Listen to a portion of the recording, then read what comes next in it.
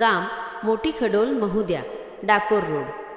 તારીખ 12/2/2026 ગુરુવાર. સમય બપોરે 2 થી 5.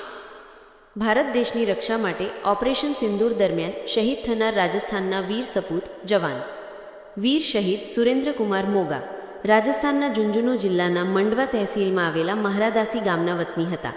આ પ્રદેશ લશ્કરી સેવા અને બહાદુરીના સમૃદ્ધ વારસા માટે જાણીતો છે.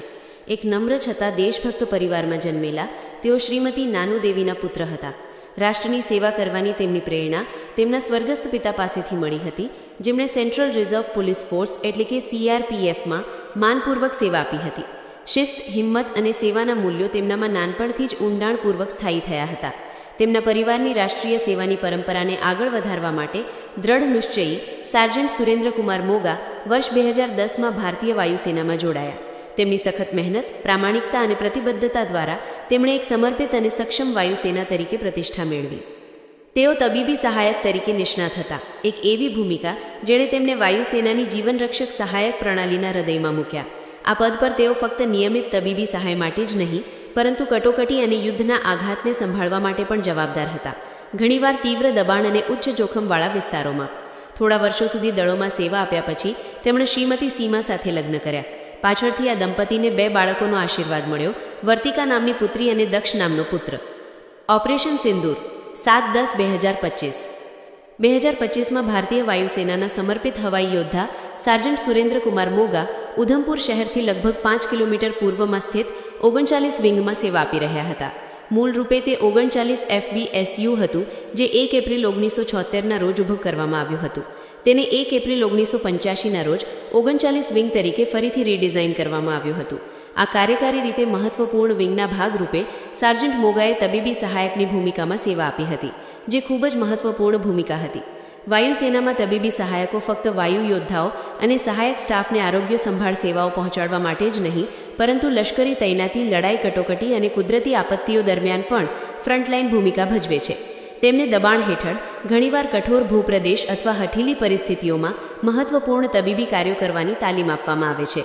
મે 2025ની શરૂઆતમાં ભારત પાકિસ્તાન સરહદ પર, ખાસ કરીને જમ્મુ અને કાશ્મીરમાં લશ્કરી તણાવ ઝડપથી વધતા ઉધમપુર ખાતે 39 વિંગ ભારતીય વાયુસેના માટે એક મહત્વપૂર્ણ વ્યૂહાત્મક આધાર તરીકે ઉભરી આવ્યો.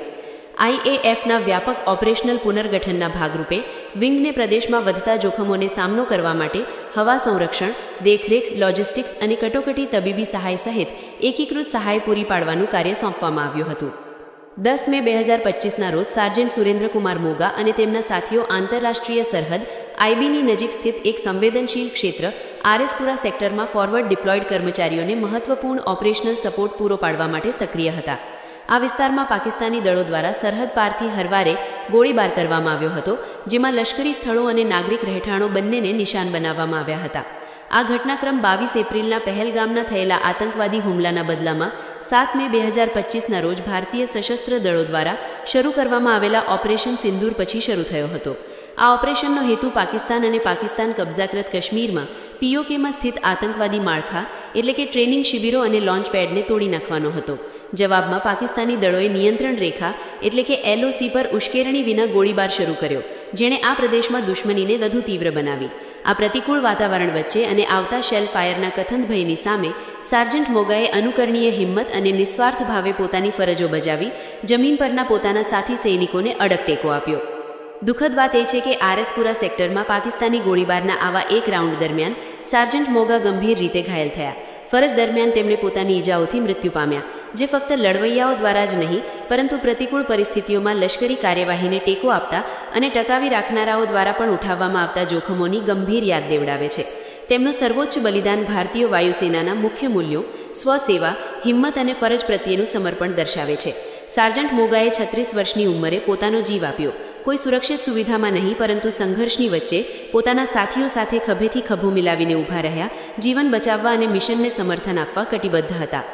સાર્જન્ટ સુરેન્દ્રકુમાર મોગાના પરિવારમાં તેમની માતા શ્રીમતી નાનુ દેવી, પત્ની શ્રીમતી સીમા, પુત્રી શ્રીમતી વર્તિકા અને પુત્ર દક્ષ છે.